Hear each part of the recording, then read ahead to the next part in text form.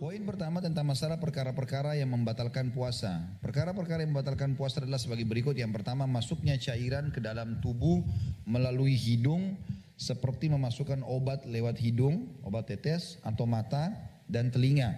Seperti meneteskan cairan atau obat ke keduanya. Atau melalui dubur dan kemaluan wanita seperti suntikan. Ini otomatis batal karena masuk ya, cairan ke dalam. Yang kedua, sesuatu yang masuk ke dalam tubuh karena berlebihan dalam berkumur-kumur dan menghirup air dengan hidung sehingga berwuduknya atau ketika berwuduk dan lainnya.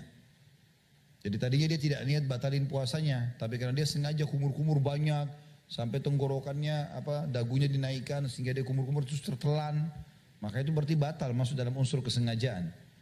Tapi kalau dia cuma sekedar kumur-kumur sedikit lalu dia buang, maka insya Allah tidak, cuma masuk dalam bab makruh tadi.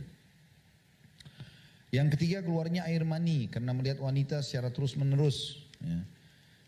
Selalu memikirkannya, mencium dan berhubungan suami istri. Ini jelas batal. Makanya masuk dalamnya ini nonton ya. Ada orang begitu Ramadan nonton film India dari pagi sampai maghrib. Dari menari ini ke menari itu, dari film ini ke film itu. Ini semua lihat syahwat, lihat lawan jenisnya. Tidak ada film tanpa wanita.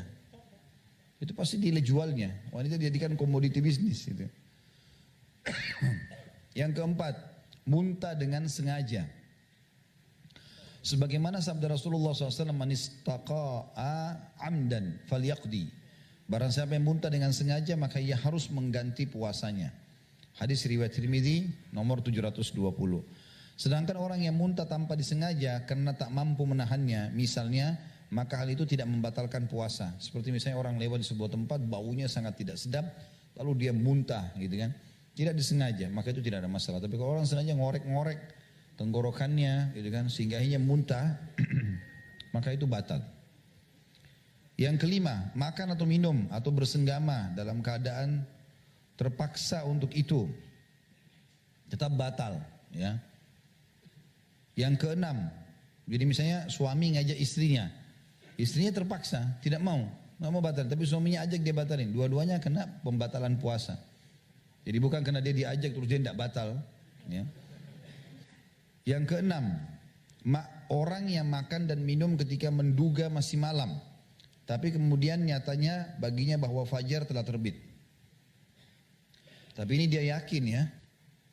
Jadi kalau orang itu cuma menduga-duga, dia ragu, ini sudah masuk subuh belum ya, masih gelap. Lalu dia makan, ternyata mendung dan dia sudah masuk subuh sebenarnya, gitu kan? Jamnya misalnya di rumah mati, baterainya dia belum ganti. Baru dia lihat ternyata sudah terbit fajar, gitu kan? Maka ini tidak, kalau dia tidak tahu, tapi kalau dia sudah tahu masuk dalam kategori batal.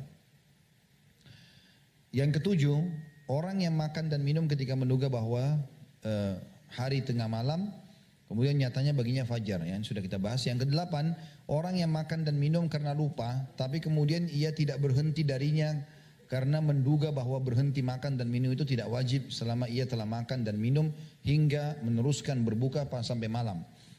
Ya kalau ada teman kita lagi makan, tidak usah ditanya dulu, kesian. Kamu gak puasa? Pas di tenggorokan nanti keselak dia. Karena nanti kita belajari hal-hal yang dibolehkan ya. Di antaranya orang kalau makan tanpa ingat, lupa dia ya. Kalau dia makan, kata Nabi SAW, siapa yang lupa pada saat puasa dia makan, maka dia lanjutkan puasanya karena sungguhnya Allah yang telah memberikan dia makan dan minum ya. Tapi dia betul-betul lupa antara dia sama Allah SWT.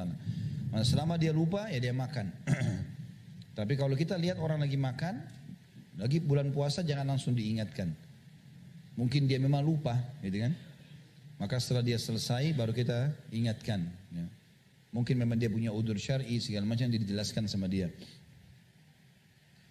Yang kesembilan, masuknya sesuatu yang bukan makanan atau minuman ke dalam tubuh melalui mulut. Misalnya menelan permata atau benang. Sebagaimana diriwayatkan bahwa Ibnu Abbas radhiyallahu anhu berkata, puasa itu karena sesuatu yang masuk dan bukan karena sesuatu yang keluar. Yang dimasukkan oleh Ibnu Abbas radhiyallahu anhu adalah bahwa puasa itu batal dengan masuknya sesuatu ke dalam tubuh dan bukan karena keluarnya sesuatu darinya. Seperti darah dan muntah. Kalau keluar darah nggak batal, keluar muntah nggak batal, kecuali tadi sengaja seseorang memuntahkan maka batal, atau orang sengaja bekam keluar darah lalu kemudian dia lemas terpaksa harus batalin puasa. Nah itu baru masuk dalam masalah pembatalan. Yang ke-10, menolak berniat puasa meskipun tidak makan dan minum. Jika penolakan tersebut ditafsirkan sebagai berbuka puasa, tapi jika sebaliknya maka puasa tidak batal. Jadi kalau misalnya orang diingatkan, kamu sudah niat puasa belum? Ah sudahlah, gampang aja, memang dia tidak mau niat. Nanti sampai lewat fajar, ya sudah berarti tidak boleh dia puasa. Dia tidak mengindapkan niat. Tentu ini sudah sangat mudah ya, orang pasti niatkan dari malam dia akan berpuasa sebagaimana saya jelaskan tadi di poin pertama atau poin sebelumnya. Termasuk membatalkan puasa adalah murtad atau keluar dari Islam walaupun dia kembali masuk ke dalam Islam. Misal dia murtad jam 8 pagi, dia kembali jam 4 sore.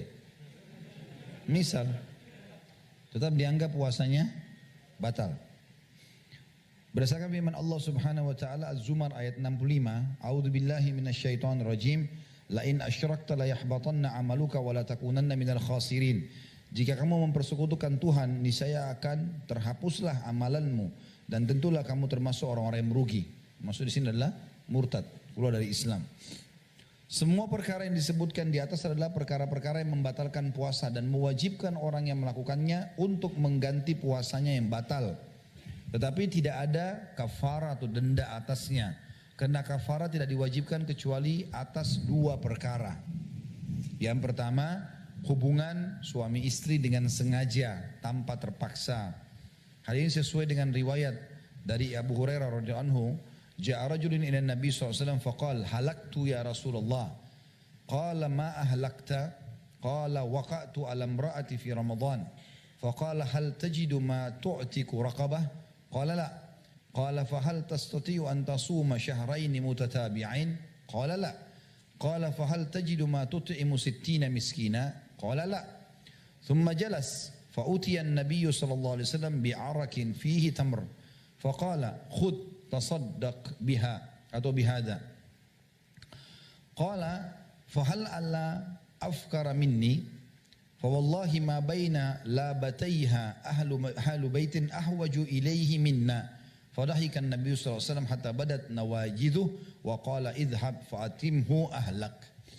Ini riwayat sudah pernah saya ceritakan ya.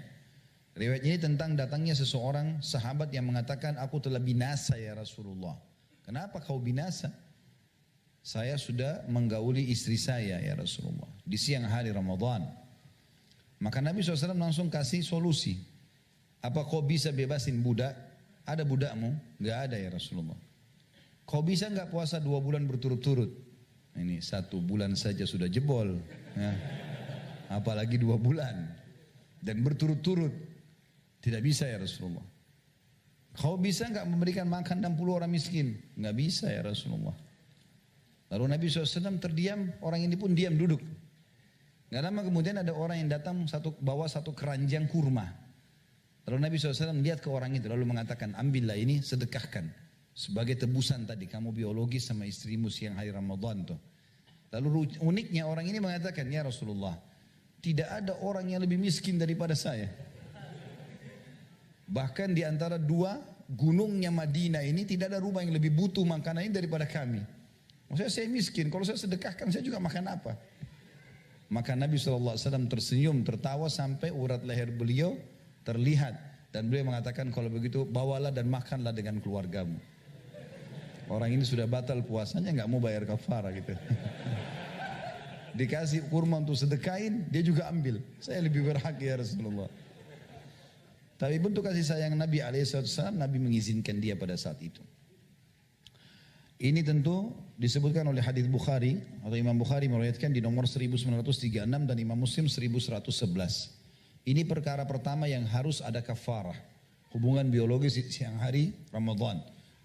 Makanya sabar. Habis maghrib sampai pagi baru. Bujang-bujang gak ngerti masalah ini. Kasihan.